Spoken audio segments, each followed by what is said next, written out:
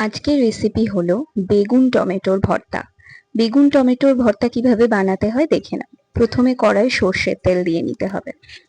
তারপর সর্ষের তেল দিয়ে নেওয়ার পর শুকনো লঙ্কাগুলোকে ভেজে নিতে হবে।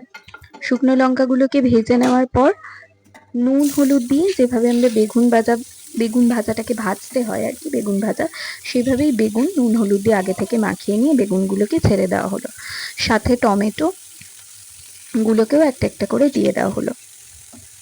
দিয়ে দেওয়ার পর রসুন দিয়ে দিতে হবে, কারণ রসুন দিলে ফ্লেভারটা খুব ভালো লাগে ভর্তার, যে কোনো ভর্তার ফ্লেভারই ভালো লাগে। তারপর দেখো একটু একটু করে অল্প অল্প করে বেশ পোড়া পোড়া মানে গাগুলো পুরো পোড়া পোড়া হয়ে আসার পর এক পিঠ করে দু পিঠ করে যখন পুরো ভাজা হয়ে যাবে তখন নামিয়ে নিতে হবে বেগুন টমেটো আর রসুনগুলোকে।